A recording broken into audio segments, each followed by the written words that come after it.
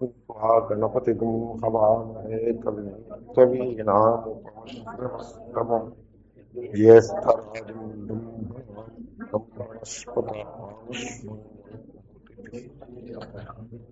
శ్రీమహాగణాధిపతయే నమః.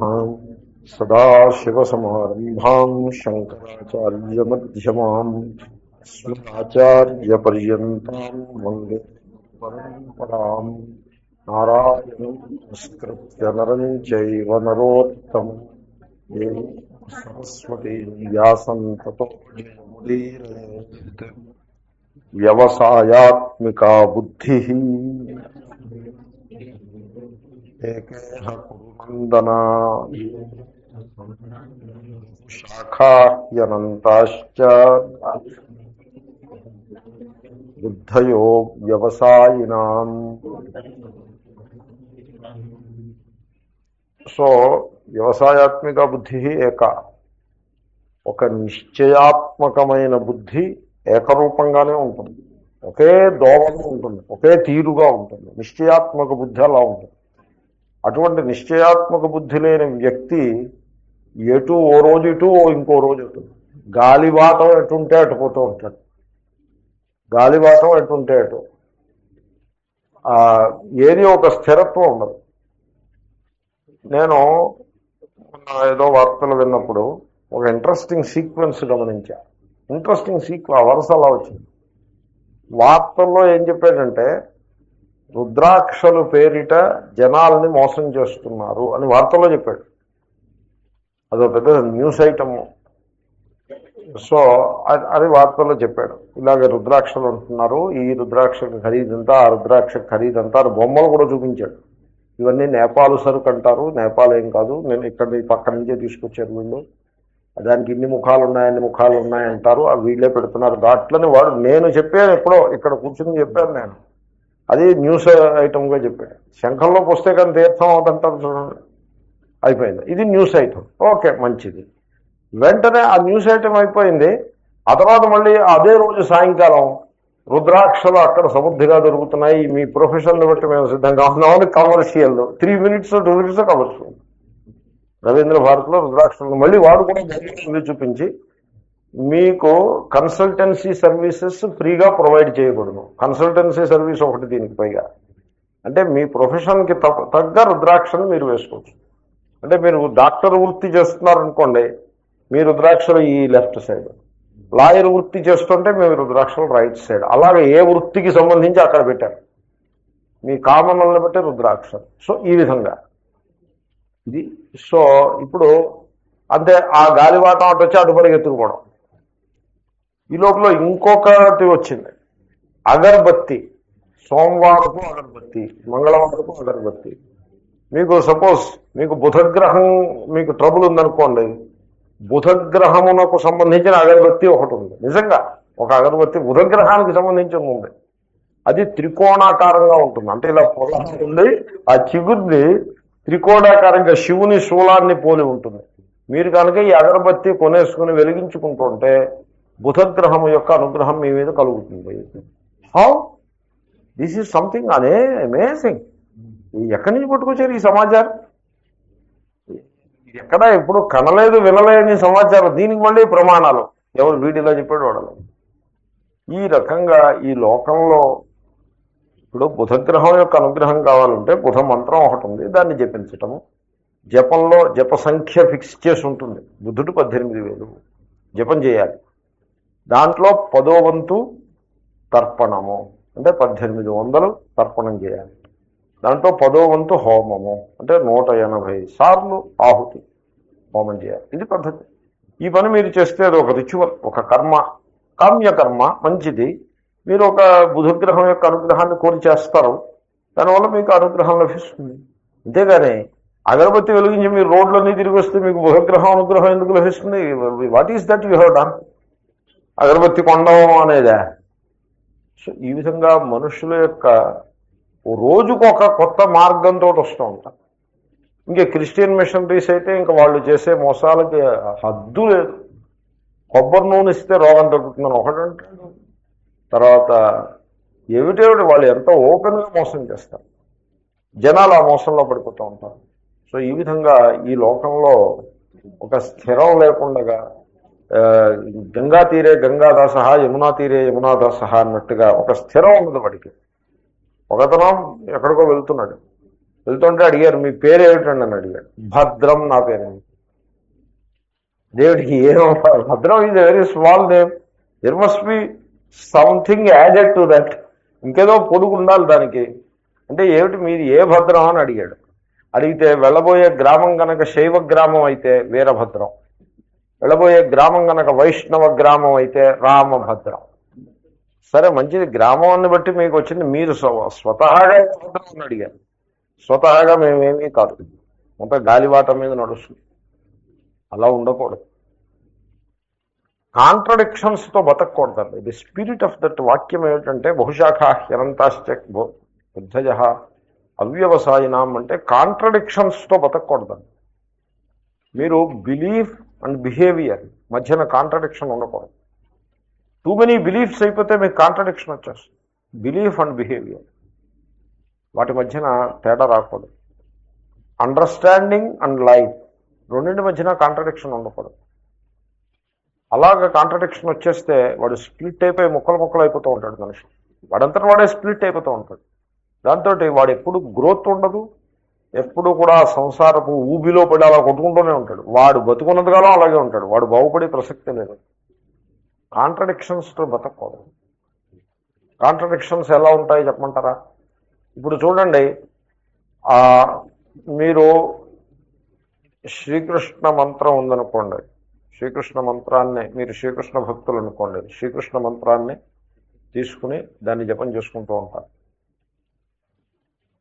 మీరు ఇంకా అక్కడతో ఆపేసేయాలంటే, ఇంకా మీకు అన్ని శ్రీకృష్ణ శరణమమ అన్ని అనుగ్రహాలు దాని నుంచే వస్తాయి అనే పూర్ణమైనటువంటి శ్రద్ధతో అలా ఫిక్స్ అయిపోవాలి. అంతేగాని ఓ రోజు ఇది, ఇంకో రోజు అది, ఇంకో రోజు అది, అలా పొరుగులు ఎత్తడానికి వీల్లేదు. ఏదో ఒక స్థిరంగా ఉండాలి మీకు. కామ్యకర్మలు చేయటమా మానవా? మన యొక్క అండర్స్టాండింగ్ ఏమిటి? కామ్యకర్మలకి శ్రీకృష్ణుడు సపోర్ట్ చేయడు, రాబోతోంది, వెంటనే రాబోతోంది. కామ్యకర్మల్ని ఆయన ఎంకరేజ్ చేయడు. మనం స్టూడెంట్స్ ఆఫ్ భగవద్గీత, శ్రీకృష్ణుని యొక్క ఉపదేశాన్ని ఒక్క వాక్యం పట్టుకుంటే చాలు. భగవద్గీతలో ఒక్క వాక్యం పట్టుకుంటే జీవితం తరించిపోతాడు మనిషి. So ఇటొచ్చి contradiction రానివ్వకూడదు. కామ్యకర్మలో ఉండాలా అక్కర్లేదా? జీవితంలో కొంతకాలం వరకు కామ్యకర్మలు ఉంటాయి, తప్పదు, తప్పు లేదు కూడా. కానీ ఒక స్టేజ్ వచ్చిన తర్వాత ఇంకా మనకి కామ్యకర్మలతో సంబంధం లేదు అని అనుకున్న తర్వాత, హే శ్రీకృష్ణ నీవు నన్ను రక్షించుము అని జనరల్గా ఓవరాల్ మీరు ప్రార్థన చేయాల్సి ఉంటుందే కానీ స్పెసిఫిక్ ప్రార్థనలు ఇంకా ఉండవండి. అయిపోయింది, వాటితో వీఆర్ డన్ విత్ ఇట్.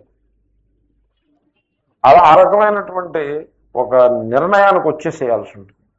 ఏదో నేను ఎగ్జాంపుల్ ఇచ్చి ప్రయత్నం చేశాను. ఒకప్పుడు ఎగ్జాంపుల్ క్లిక్స్, ఒకప్పుడు అది మోస్తరుగా క్లిక్ అవుతుంది, ఒకప్పుడు క్లిక్ అవ్వదు. All things are there. కాబట్టి కాంట్రడిక్షన్స్ ఉండకూడదు జీవితంలో. That is the spirit of that verse. So భాష్యంలో ఉన్నాం మనము. సో ప్రమాణజనిత వివేక బుద్ధి నిమిత్త వశాతు చ ఉపరసాతు అనంత భేద బుద్ధిషు సంసార అపి ఉపరమితే. మీకు చూడండి, అనేక భేద బుద్ధులు, చాలా మంచి వాక్యం అది, నేను ఆవేళ విస్తారంగా చెప్పా. అనేక భేద బుద్ధులు మీకు కనుక తగ్గిపోతే, మీలో భేద బుద్ధుల యొక్క విస్తారం తగ్గిపోయే కొలది మీకు సంసారం కూడా తగ్గిపోతూ ఉంటుంది. భేద బుద్ధుల విస్తారం తగ్గిపోతే సంసారం తగ్గిపోతుంది, అంతే. నేను ఒకసారి పండరిపూర్ వెళ్ళా. పండరిపూర్ మీద ఉండే ఒక ప్రేమతోటి వెళ్ళా. కృష్ణుని యొక్క ఒక రూపము, అక్కడ తుకారాం మొదలైన మహాత్ములు, ఏకనాథ్ మొదలైన పెద్ద పెద్ద మహాత్ములు, జీవన్ముక్తులు సంచరించిన దేశం. ఆ పవిత్రత దానికి ఉంది, సంత్ భూమి అని అంటారు. ఆ ప్రేమతోటి వెళ్ళా. సరే పండరిపూర్ వెళ్ళి దర్శనోది చేసుకుని వస్తుంటే కారులో ప్రయాణం కదండి, ఎవరిలో అన్నారు ఈ సమీపంలో ఇంకో దేవాలయం ఉంది, దానికి వెళ్దా ఉన్నారు. నేను అలా వినూరుకున్నా. నన్ను అడిగారు ఆ దేవాలయానికి వెళ్దాం అంటే, నేనున్నాను వెళ్తే వెళ్ళడానికి వెళ్ళకపోవడానికి ఇంప్లికేషన్స్ ఏమిటని అడిగా. వెళ్ళినట్లయితే ఈ రోజు ఇంకా హైదరాబాద్ చేరేది లేదు, ఏ జహీరాబాద్లోనో ఎక్కడో హోటల్ రూమ్ తీసుకుని ఉండాలి. వెళ్ళకపోతే హైదరాబాద్ ఇంటికి వెళ్ళి 2 మెతుకులు ఇంటి దగ్గరే తిని విశ్రమించవచ్చు. అంటే నేను చెప్పాను మనం వెళ్ళటం లేదు అని చెప్పాను. If you ask my opinion we are not good. ఎందుకంటే మనం ఇంటి దగ్గర ఎలా బయలుదేరాం, పండరీపూర్ వెళ్ళి శ్రీకృష్ణుని దర్శించి వాపసు వచ్చేసేయాలనే ప్లాన్తో బయలుదేరాం కదా. నా ఇంకో దేవాలయం పేరెట్టి మీరు ఈ ప్లాన్ డిస్టర్బ్ చేయడానికి వీల్లేదు. ఎందుకంటే ఆ ఇంకో దేవాలయం ఎందుకు ఉంటుంది, మన హృదయంలోనే ఉంది దేవాలయం. ఇంకో దేవాలయం ఎక్కడి నుంచి వచ్చింది? శ్రీకృష్ణుని దర్శించిన తర్వాత ఇంకో దేవాలయం దర్శించకపోతే అది లోటని మీరు ఎందుకు అనుకుంటున్నారు అసలు? ఆ రకంగా మీరంటే అది దర్శించినా కూడా లోటే ఉంటుంది, ఇంకో దేవాలయం ఉంటుంది. భారతదేశం అంతా దేవాలయమే. భారతదేశంలో దేవాలయం కానీ చోటే లేదు అసలు, ప్రతి అణువు దేవాలయమే. మీరు బృందావనం వెళ్తే 3000 కృష్ణ దేవాలయాలు ఉన్నాయి బృందావనంలో. Can you visit all of them? ఎక్కడికో చోటకి మీరు మనస్సు స్థిరం చేసుకోవాలి, అక్కర్లేదు. కాబట్టి భేదబుద్ధులు విస్తారంగా పెంచుకుంటూ పోతే సంసారం కూడా పెరిగిపోతుంది. ఏదో ఇంకో దేవాలయానికి వెళ్ళారు, రాత్రి హోటల్లో మకాన్ చేశారు, వాడు ఏదో తిండి పెట్టాడు, అది తిన్నారు. అదేమో యోగ్యమైన భోజనం కాదు, అయోగ్యమైన భోజనం. మరి ఏమిటి, మీరు ఏమిటి సాధించినట్టు? కాబట్టి భేదబుద్ధులను అలా పెంచుకుంటూ పోకూడదు. ప్రమాణం ఒకటి ఉండాలి, ప్రమాణజనిత వివేక బుద్ధి నిమిత్త వశాలు ఒక ప్రమాణం ఉండాలి. గీత ప్రమాణము ఒక నిర్ణయం ఉండాలి. భగవద్గీతలో ఇలా చెప్పాడు, అది మనం ప్రమాణంగా తీసుకుందాము అని ఒక ప్రమాణం ఉండాలి. ఆ ప్రమాణం వల్ల వివేకము ఉద్బుద్ధమవుతుంది. ఆ వివేకాన్ని, అది దీపము వంటిది, ఆ దీపము చూపించిన దారిలో మనం ముందుకు వెళ్ళిపోతూ ఉంటాం. దీపం దారిని ఎలా చూపిస్తుందో తెలుసునండి. ఏది దారి కాదో దాన్నంతనే పరిహరించేస్తుంది. ఇది దారి కాదు, ఇది దారి కాదు అని 1000 directions are rejected and one particular direction is pointed. అది వ్యవసాయాత్మిక బుద్ధి. ఇప్పుడు ఓ లెక్కల్లో మ్యాథమెటిక్స్లో పెర్ముటేషన్స్ అండ్ కాంబినేషన్స్ చాప్టర్లో ఓ ప్రశ్న ఒకటి ఉంటుంది. ఒక 4 డిజిట్స్ కాంబినేషన్ లాక్ ఉన్నది. ఆ డిజిట్స్ ఏవో ఇలా ఉంటాయి, నాకు ఇంకా డిస్క్రిప్షన్ ఇస్తారు. In how many wrong ways one can try to open it అని ప్రశ్న. In how many right ways one can open it అని అడిగారు అనుకోండి, ఆన్సర్ ఏముండదు, మీరు క్యాల్కులేషన్ ఏం చేయక్కర్లా, దానికి ఫార్ములా క్యాల్కులేషన్స్ ఏమి ఉండవు, వెంటనే 1 అని చెప్పచ్చు. కానీ in how many wrong ways it can be try to open అని వాడు ఇస్తాడు. A thief in how many ways can a thief try to open it and fail అని ప్రశ్న. ఇది ఐఐటి ప్రశ్న. ఇది మ్యాథమెటిక్స్లో ఐఐటికి అడుగుతారు ఇలాంటి ప్రశ్న. నేను ఐఐటి పేపర్లో చూశాను ఒకసారి. ఇది ప్రశ్న, దాన్ని క్యాల్కులేట్ చేయాలి. క్యాల్కులేట్ చేసేప్పుడు పెర్ముటేషన్స్, కాంబినేషన్స్, ఎన్ని పెర్ముటేషన్స్ దీంతో స్టార్ట్ అవుతాయి, ఎన్ని దీంతో స్టార్ట్ అవుతాయి, అలాగే క్యాల్కులేట్ చేయాలి. చేస్తే 729 అని ఆన్సర్ వస్తుంది. అంటే 729 వేస్లో మీరు ప్రయత్నించినా అది తెరుచుకోవద్దు. కరెక్ట్ వే ఒక్కటే ఉంటుంది. ఈ శ్లోకానికి అది దృష్టాంతం. వ్యవసాయాత్మిక బుద్ధిరేక పూర్ణమ బహుశాఖాహ్యనంతాశ్చ బుద్ధయ వ్యవసాయం, అదే దృష్టాంతం, ఇంకా వేరే దృష్టాంతం అక్కర్లా. కాబట్టి ఈ భేదబుద్ధి పెరుగుతూ పోతే, అలాగా భేదబుద్ధి ఎప్పుడైతే పెరుగుతూ పోతుందో సంసారం అలా పెరుగుతూ పోతుంది.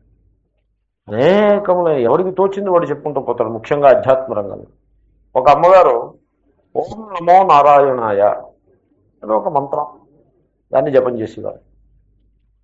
అది ఎందుకు జపం చేసేవారు? ఒక మహాత్ముడు ఆ మంత్రాన్ని మీరు జపం చేస్తే మీరు జీవితంలో మీ కుటుంబం చాలా క్షేమంగా ఉంటుంది. సాధారణంగా యువతులు కుటుంబ క్షేమాన్ని కోరుకుంటారు. పిల్లలు, భర్త వాళ్ళ క్షేమాన్ని కోరి వారు జపం చేస్తారు, అయితే ప్రార్థనలు, పూజలు చేసుకుంటారు. ఆ విధంగా ఆమె, అయ్యా మా అబ్బాయిలు మా అమ్మాయిలు వాళ్ళు చదువులు బాగా రావాలి, అందరూ క్షేమంగా ఉండాలి, ఏదైనా మంత్రం చెప్పండి నేను చేస్తాను, వాళ్ళు ఎలాగూ చేయరు, వాళ్ళ తరఫున నేను చేస్తాను అని అడిగారు ఆవిడ ప్రేమతో. అయితే ఓ మహాత్ముడు చెప్పాడు, ఓం నమో నారాయణాయ మీరు జపం చేయండి, అష్టాక్షరి మహామంత్రం, మీకు క్షేమం కలుగుతుంది అని చెప్పారు. చెప్తే మరి అయితే మీరు ఉపదేశిస్తారా? సరే, ఆయన ఉపదేశించారు, ఈవిడ చేస్తుంది.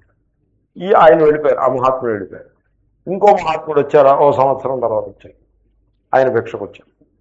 భిక్షకు వస్తే మరి ఆయనే ప్రసంగం మొదలు పెట్టారో అయితే ఈ అమ్మగారు మొదలు పెట్టారు. అమ్మగారే మొదలుపెట్టి ఉండొచ్చు కూడా. సో నేను ఇలా ఓం నమో నారాయణాయ మహామంత్రాన్ని జపం చేసుకుంటున్నానండి అని ఆయనతో చెప్పారు. అంటే ఆయన ఉన్నారు, నీకు అష్టాక్షర మహామంత్రాన్ని జపం చేసే అధికారం నీకు లేదు, నీకు అది జపం చేస్తే పాపం వస్తుందని చెప్పారు. ఇప్పుడు ఆయన్ని ఏం చెప్తాం? అలా చెప్పి వాళ్ళు ఉండరని మీరు లోకంలో అనుకోద్దు, చాలామంది ఉన్నారు అని చెప్పారు. పాపం వస్తుందని చెప్పారు. అనేప్పుడు ఆవిడ భయపడిపోయింది. ప్రత్యవాయం అని చెప్పారు. ప్రత్యవాయం అవిద్యతే అని ఉన్నారు చూసారా, ప్రత్యవాయం వస్తుందని చెప్పారు. అంటే నేను మిమ్మల్ని ఆ భగవంతుడు మిమ్మల్ని పనిష్మెంట్ ఇచ్చేస్తాడని చెప్పారు. అనేప్పుడు భయపడిపోయారు. అయితే ఇప్పుడు ఏం చేయాలని నేను మళ్ళీ ఆయన కాళ్ళే పట్టుకున్నాను. పట్టుకుంటే ఆయన చెప్పారు, ఇప్పుడు ఆ మంత్రాన్ని మీరు వదిలిపెట్టేయాలి. ఉపదేశం తీసుకున్నారు కదా, మరి ఏదో పుస్తకంలో చూసి చదివి చేసింది కదా, ఉపదేశం తీసుకున్నారు కాబట్టి ఒక విధిలో విధి విధానంలో ఉపదేశం తీసుకున్నట్టుగానే విధి విధానంలో వదిలిపెట్టేయాలి. ఎలా వదిలిపెట్టాలి దానికి నేను పద్ధతి చెప్తాను. ఒక ఆవు చెవిలో వదిలిపెట్టాలి. ఆవు చెవిలో వదిలిపెట్టడం అంటే వదిలిపెట్టడానికి ఇంకా అంటే పోతే ఆవు పోతుందని పరిహరించదగ్గది అంటే అది ఉండకూడదని కదా, అదేదో దోషం అని కదా. ఆ దోషం ఆవుకి పోవాలి. మీరు ఎప్పుడైనా చూసారా, మీరు పల్లెటూళ్ళలో ఏం చేస్తారంటే దిష్టి తీసి రోడ్డు మధ్యలో వేస్తారు. అవునా అండి? ఎందుకంటే ఎవడో ఒకడు దాని మీద కాలు వేస్తే వాడు పోతాడు.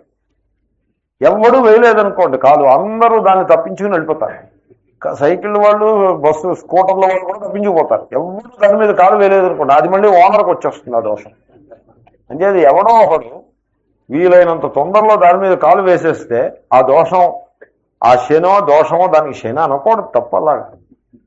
అలాంటి మాట అసలు ప్రయోగించడం నాకు ఇష్టం ఉండదు.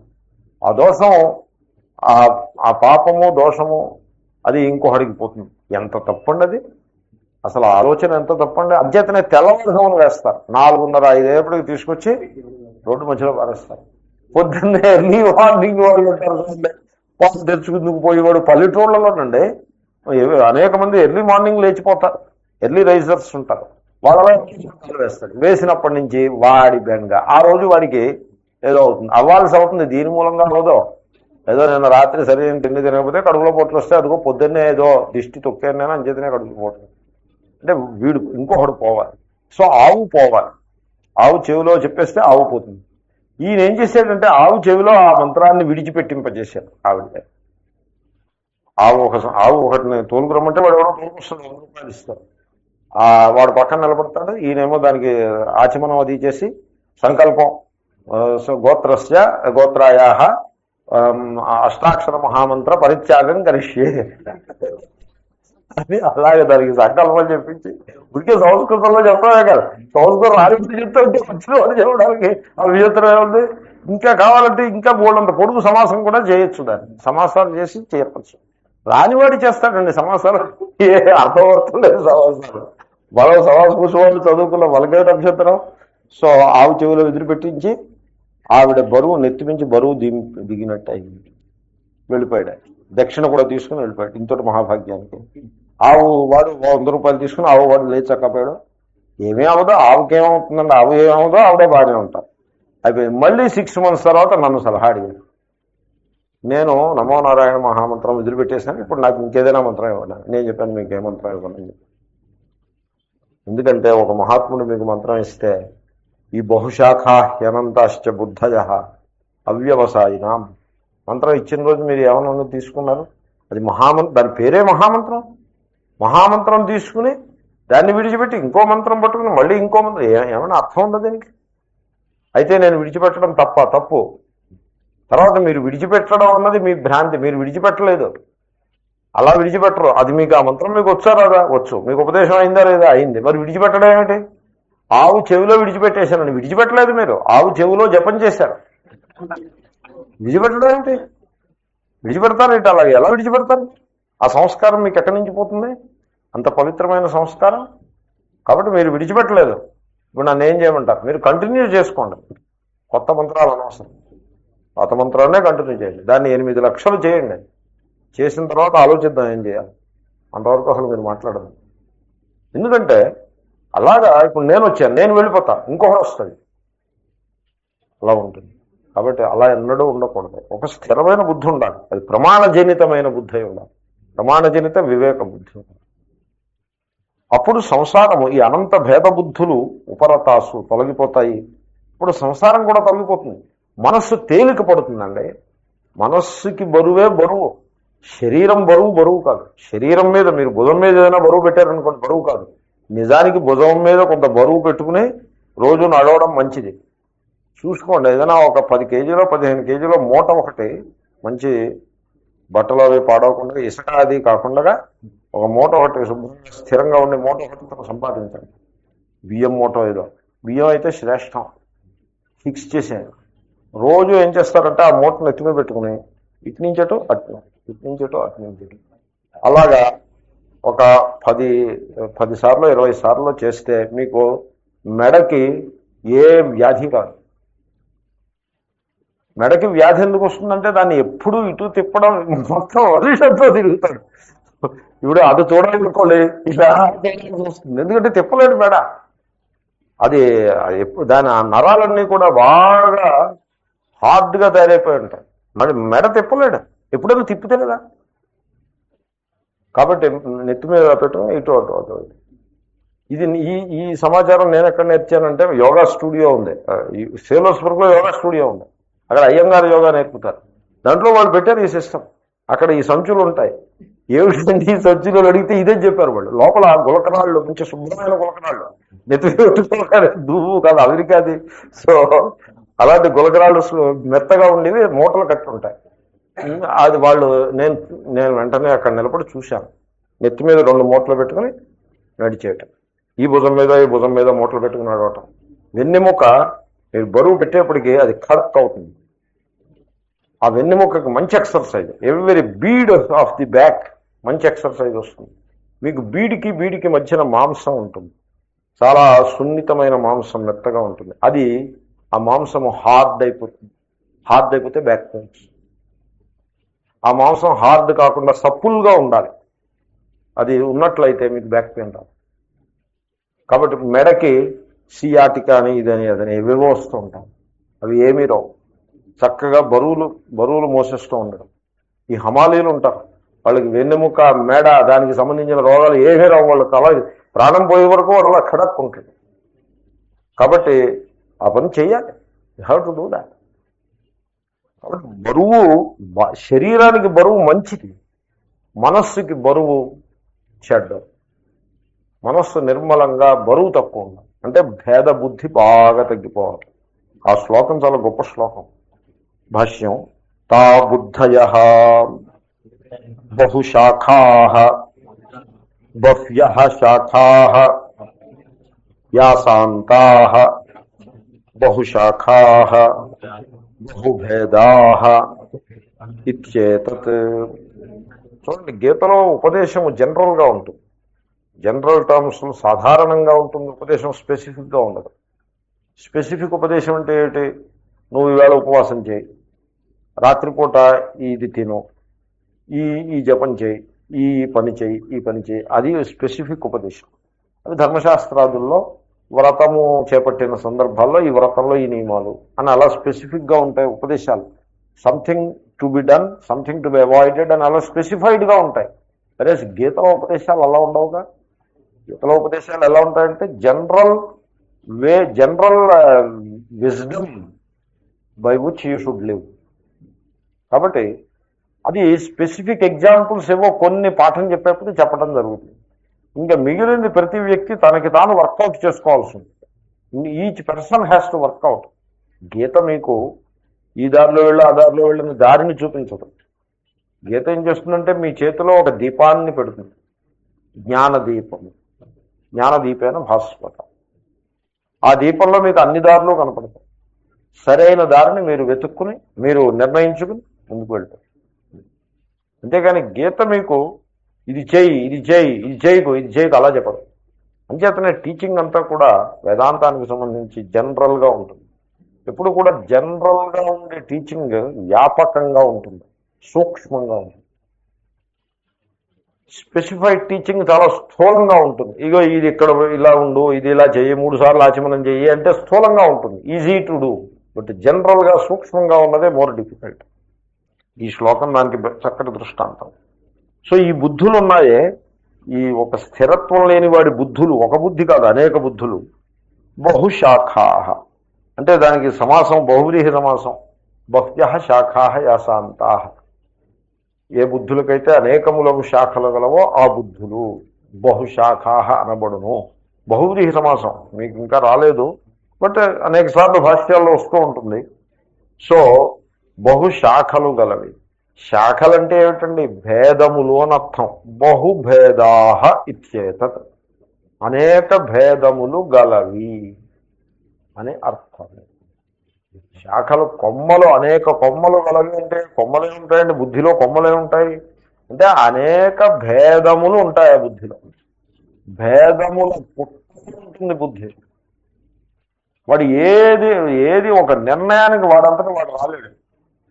అలాగ నలిగిపోతూ ఉంటాడు కానీ నిర్ణయానికి రాలేడు. 1,90,000 సంశయాలు, సందేహాలు. ఎందుకంటే ఒకటి చెప్తే ఇంకో దానికి ఏదో లింకు పెడతాడు, మరొకటి చెప్తే మరో దానికి లింకు పెడతాడు. అలా దేనికో లింకు పెట్టుకుంటూ పోతాడు. 1,90,000 సందేహాలు, సంశయాలు.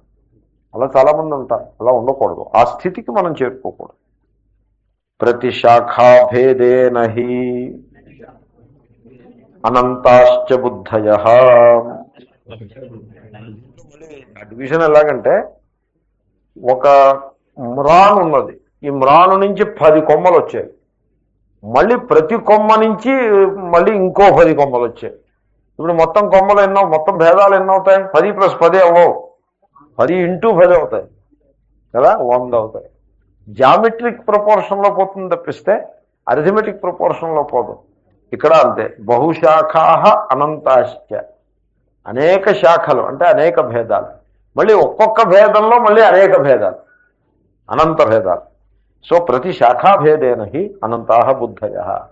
ఒక్కొక్క మార్గంలో, ఒక్కొక్క కొమ్మలో మళ్ళీ అనంతములైన భేదములు. ఎన్ని భేదాలండి! అవునా? అసలు ఒక వ్యవస్థ ఏమైనా ఉందో? అసలు చూద్దామంటే వ్యవస్థ అనేది లేకుండా అయిపోతుంది. చాలా కష్టమైపోయింది. హిందూ ధర్మాన్ని ఒక త్రాటి మీదకి తీసుకురావటం ఎంత కష్టం అంటే, it is a very very diversified system. అది ఇట్ ఈస్ ఏ స్ట్రెంగ్త్. ఒకప్పుడు స్ట్రెంగ్త్గా ఉండేది, అది ఇప్పుడు అది వీక్నెస్ అయిపోతుంది. ఒకళ్ళతో ఒకళ్ళు దెబ్బలాడుకోవడంతో మన శక్తి, యుక్తి అన్నీ పోతుంది. ఇంకా మనం మన ధర్మాన్ని మనం రక్షించుకోవడం అన్నది అసంభవం అయిపోతున్నాం. ఆ స్థితి వచ్చేసింది. అలా రాకూడదు. వాటెవర్. కాబట్టి అలాంటి అన్ని భేదాలు రాకూడదు. అది సమాజ దృష్ట్యా నేను చెప్పాను. వ్యక్తి తనకి తాను, వ్యక్తికి బోధ కదండి, ఒక సాధకుడికి చేసేటువంటి బోధ.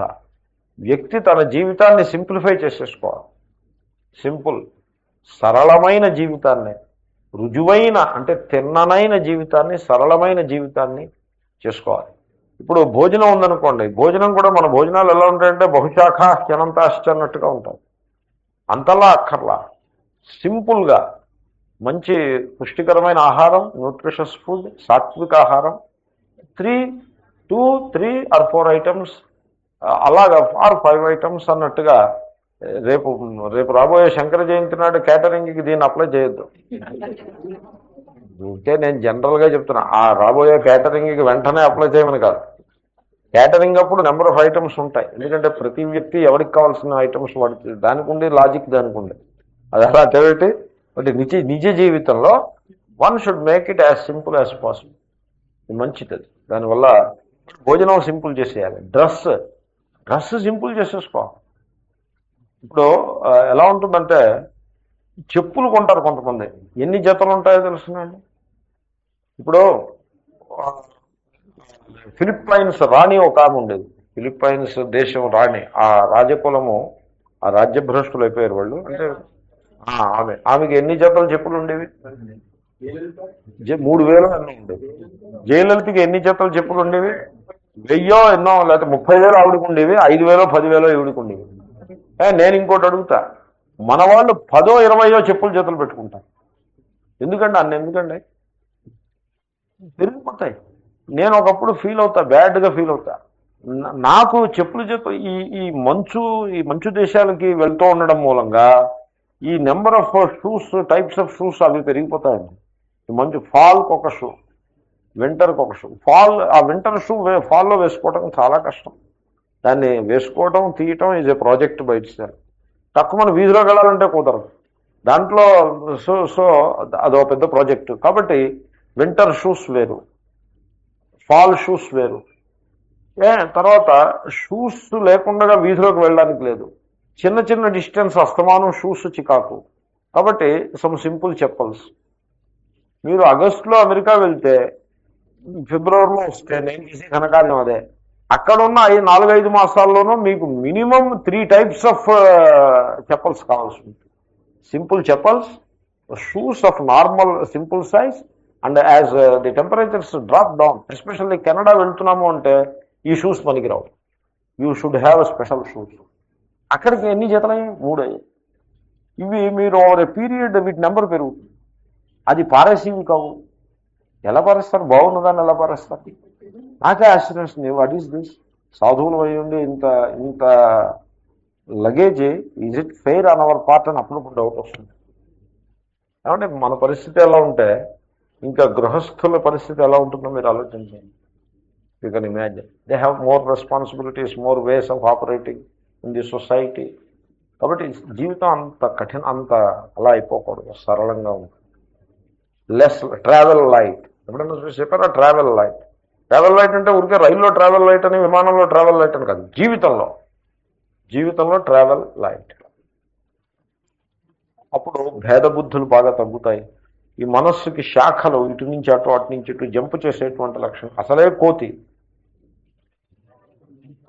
కపిహి, వివేకానంద చెప్తూ ఉండేవాడు ఈ శ్లోకాన్ని. కపిహి కాపిషాయన మదమత్త అంటూ ఏదో శ్లోకం చెప్పేవాడు. తర్వాత ఇంకేదో ఉంది. కోతి అదేమో తాగిందే, దానికి ఆల్కహాల్ దొరికింది, అది సీసా ఎక్కడ దొరికింది, తాగింది. తేలు కుట్టింది పైన.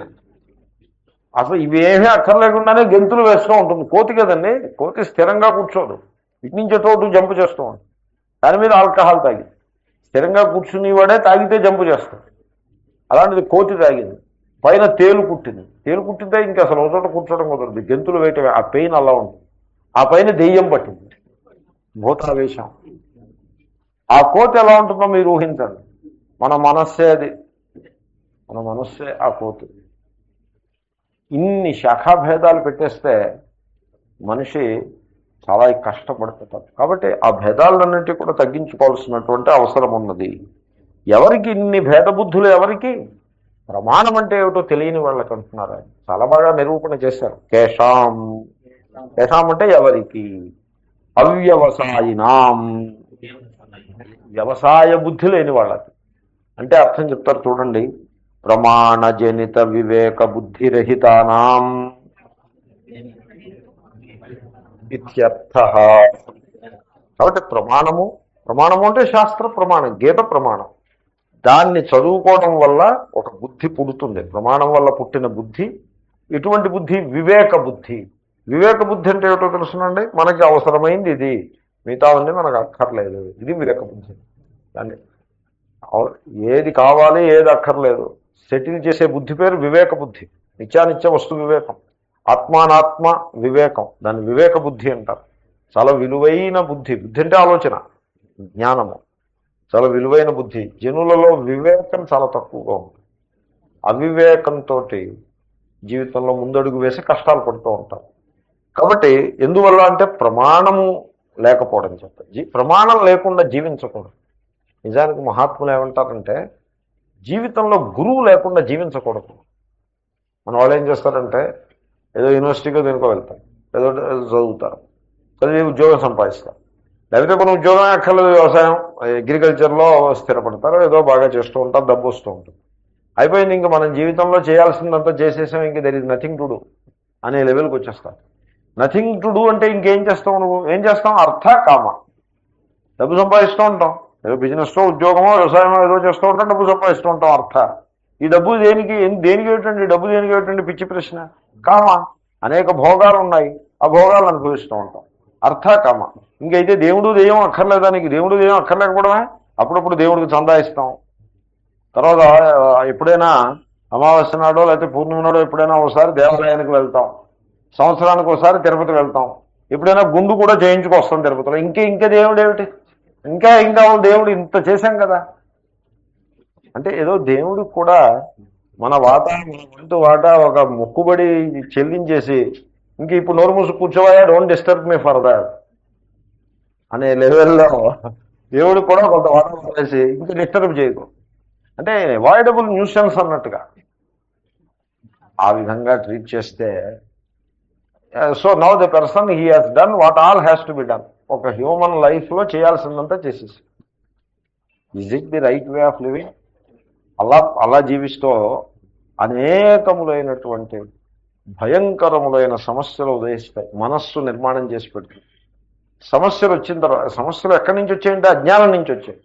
ఈ సమస్యలు వచ్చిన తర్వాత వీడి పరిష్కారం కోసం వీడు మళ్ళీ తిరిగేస్తూ ఉంటాడు. పరిష్కారం రుద్రాక్షలు నీ సమస్యలు ఏమంటే సమస్యలను రుద్రాక్షలు ఎలా పరిష్కరిస్తాయండి? మీరు మీ కొలీగ్ తోటి, ఆఫీస్లో మీ కొలీగ్ తోటి దుర్వ్యవహారం చేసి దెబ్బలాట పెట్టుకుని కష్టాల్లో పడి ఆ కష్టాలన్నింటినీ రుద్రాక్షలు తీర్చాలంటే ఎలా తీరుస్తాయండి? చేతన పురుషుడి యొక్క కష్టాలని జడ వస్తువులు ఎలా తీరుస్తాయి?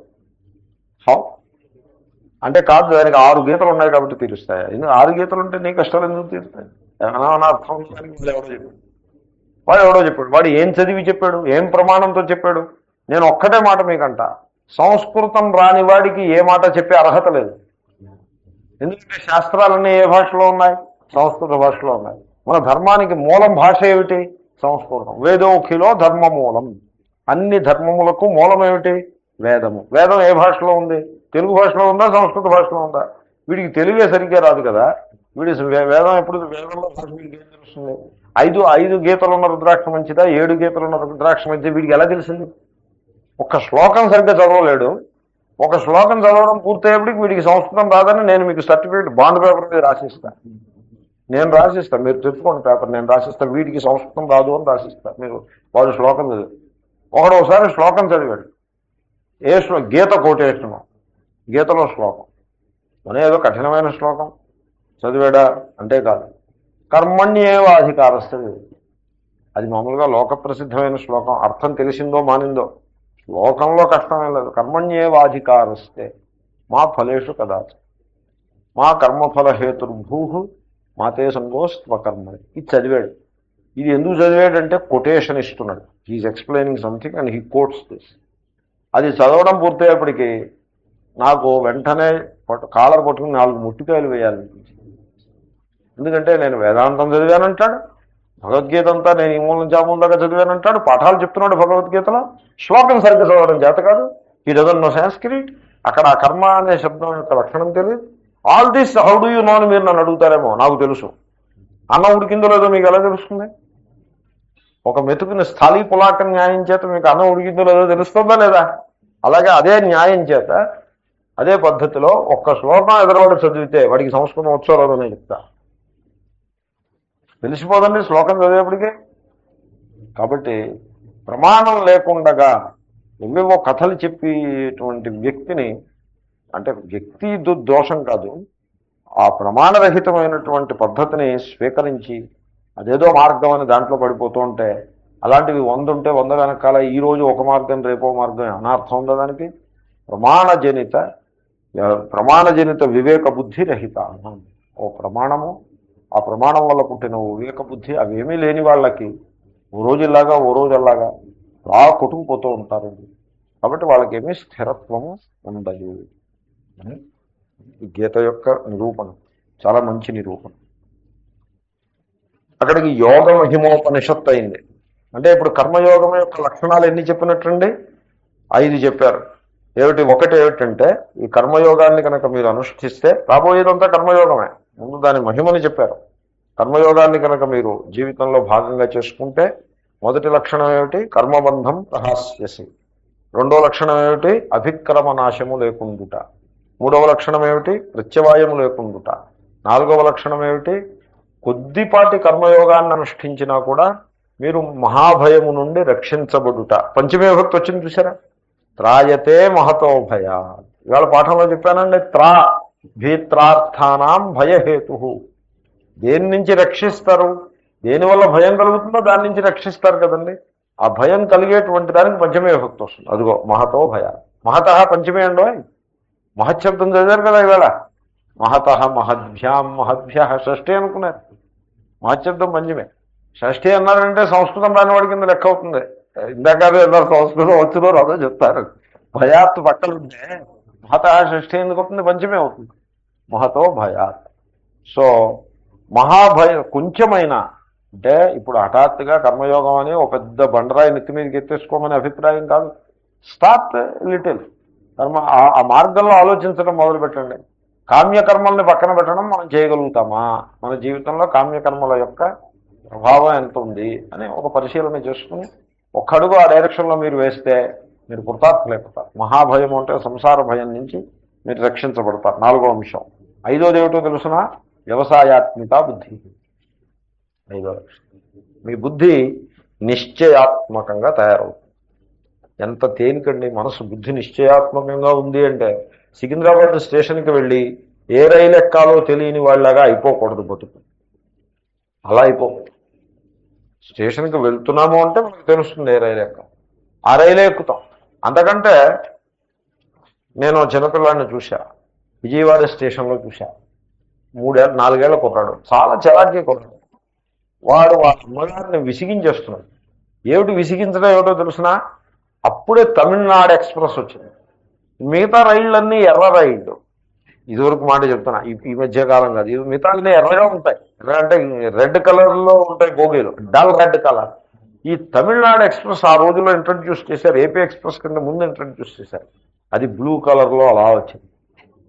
అది చూస్తే దాంతో ఎక్కాలని నాకే అనిపించింది. ఇది దీంతో అంటే ఉంటుంది రైలుని. ఈ కుర్రాడు ఆ ప్లాట్ఫారం మీద పాపం కూర్చున్నారు. ఆవిడ్ని దెబ్బలాడేసి లాగేస్తున్నాడు. ఈ రైలు ఎక్కుదాం, ఈ రైలు ఎక్కుదాం, ఈ రైలు ఎక్కుదాం. కాదు రాజు ముట్టుగా వేసి కూర్చోబెడితే మళ్ళీ ఏడిచాడు. కొంతసేపు కూర్చున్నాడు, ఓ చాక్లెట్ కొన్నాడు, ఆ తమిళనాడు వెళ్ళిపోయాడు. ఈ లోపల ఇంకేదో ప్యాసింజర్ వచ్చింది, విలక్షణంగా ఉంది, ఇదే ఎక్కుదా ఉంటాడు. అలాగే జీవితం అలా ఉండకూడదు. ఆవిడికి తెలుసు జీవితం ఏమిటో. ఈ లోపల నరసపూర్ ఎక్స్ప్రెస్ ఏదో వచ్చింది, దాంట్లో ఎక్కువ వెళ్ళింది. ఇది నేను చూశాను, ప్లాట్ఫామ్ మీద చూశాను అనుకున్నా, ఓహో వివేకం ఉన్నదానికి వివేకం లేని దానికి ఇంత భేదం ఉంటుంది. మన జీవితం అలా ఉండకూడదు. మనకి తెలుసు, మనం పూర్వం కవి అన్నాడు, మనం ఎక్కాల్సిన రైలు ఒక జీవిత కాలం లేటు అన్నాడు. ఎవరి కవి అన్నది ఎవరో నాకు గుర్తులేదు. వాడే శ్రీశ్రీ అన్నాడా, ఆరుద్ర అన్నాడు. శ్రీశ్రీ కాదు, మనం ఎక్కాల్సిన రైలు ఒక జీవిత కాలం లేటు అన్నాడు. అంటే అర్థం మనం ఇంకా ఆత్మజ్ఞానం వైపు ఇంకా వెళ్ళలేదు, జీవితం అయిపోతుంది అని అర్థం. అలాంటి అర్థం ఏదో అయ్యి ఉంటుంది అర్థం బహుశా. అలా అయిపోకూడదు. ఒక జీవితకాలం లేట్ అంటే ఇంకేముందండి, ఏవో గంట లేటు, 2 గంటల లేటు, 10 ఏళ్ళు లేటు, 25 ఏళ్ళు లేట్ అయింది, 30 ఏళ్ళు లేట్ అయింది, ఇంకా ఆ లేటు ఆగిపోవాలి. కాబట్టి అది 5వ లక్షణం, వ్యవసాయాత్మిక బుద్ధి. ఇప్పుడు మీకు ఆ యోగం హిమోపనిషద్ అని పేరు పెట్టిన దానికి 5 అంశాలు ఆ యోగము యొక్క, కర్మయోగము యొక్క మహిమని బోధిస్తున్నాయి. ఇప్పుడు తర్వాతి శ్లోకం. ఇక్కడి నుంచి మళ్ళీ కామనిందోపనిషత్ అని ప్రారంభం. కామనిందా ఉపనిషత్. కాముణ్ణి నిందిస్తారు. రాముణ్ణి పట్టుకోవాలండి, కాముణ్ణి కాదు. అదే కామనింద అంటే మీ హృదయంలో మీరు కర్మం చేస్తారు. ఇదంతా కర్మయోగం కదా. కర్మయోగం ఆరంభం అయిపోయింది కదా. యోగే త్విమాంశును, నీకు యోగం చెప్తాను నేను, కర్మయోగం చెప్తాను నేను. సో మీరు కర్మని చేసేప్పుడు కర్మ వెనుక ప్రేరణ కాముడా రాముడా అనే ప్రశ్న. కర్మ వెనుక ప్రేరణ కాముడైతే కామ్యకర్మ, రాముడైతే నిత్యకర్మ, కర్మయోగం అయిపోతుంది. రాముడంటే దేవుడు, ఈశ్వరార్పణ బుద్ధితో చేస్తాము. కాబట్టి కామ నిందోపనిషత్. కాముణ్ణి ఏం చేస్తారండి? కాముణ్ణి ఏం చేయాలి? దహనం చేయాలి. కాముణ్ణి చేయాల్సింది దహనం. నేను ఊళ్ళో పక్క వాళ్ళ ఇంట్లో ఉండే కట్టెలోనూ ఏవో పోల్స్ తీసుకొచ్చి రోడ్డు మీద పారేసి నిప్పులు పెడితే ఏమైనట్టు అక్కడికి? మన హృదయంలో ఉన్న కాముడికి దహనక్రియ చేయాలి. శివుడు ఏం చేశాడండి? కాముడిని దహనం చేశాడు. ప్రతి సంవత్సరం మన వాళ్ళు కామదహనం చేస్తూ ఉంటారు. కానీ కామదహనం అనేది వాస్తవంగా ప్రతి వ్యక్తి తన హృదయంలో కామదహనం చేయాలి, కామాలని రిజెక్ట్ చేయాలి. మరి కామదహనం చేయటానికి నిప్పు కావాలిగా. ఆ నిప్పు ఏమిటి? జ్ఞానం అనే అగ్ని. జ్ఞానాగ్నితోటి అయితే వివేక అగ్నితోటి, వివేకం అనే అగ్నితోటి కామనలను దహనం చేయాలి. అంటే ముందు కామనల యొక్క దోషమును గుర్తించాలి. దోషాన్ని గుర్తిస్తే మీకు ఆ మనస్సులో ఉండే దోషాన్ని గుర్తిస్తే ఆ దోషంపై మీకు విజయం లభిస్తుంది. మనస్సుకు సంబంధించి అది. శరీరంలో దోషాన్ని గుర్తిస్తే విజయం లభించదు. డాక్టర్ దగ్గరికి వెళ్ళాలి, మందు వేసుకోవాలి, వాళ్ళు చెప్పిన విధంగా మందు వాడితే అప్పుడు ఆ దోషం పోతుంది. 10 రోజుల్లో ఎంతో పడుతుంది. ఒకప్పుడు సర్జరీ కూడా అవసరం అవుతుందో దోషం పోతాం. కానీ మనస్సులో దోషం గుర్తిస్తే you get rid of it by knowing it. అంత తేలిక, సూక్ష్మంగా ఉంటుంది. జ్ఞానానికి ఆ పవర్ ఉంది. కొంచెం అభ్యాసం అవసరం అవుతుంది. ఎందుకంటే పాత సంస్కారాలు, అలవాట్లు బలంగా ఉన్న మొదట కొంత అభ్యాసం అవసరం అవుతుంది. Otherwise it's a matter of just a little practice, you get rid of it easily. కాబట్టి కామదహనము తేలిక. కామన దోషము అని బాగా తెలుసుకుంటే కామదహనం అయిపోతుంది. అంచేత శ్రీకృష్ణుడు కామదహనాన్ని తేలిక చేయటం కోసం కామనిందని చేస్తున్నాడు. కామనిందోపనిషత్.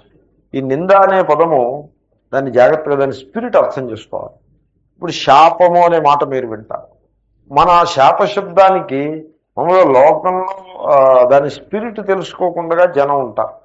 శాపము అంటే నువ్వు రాయి అయిపోవు అంటే హఠాత్తుగా ఉన్న మనిషి అంత మనిషి రాయి అయిపోతారు.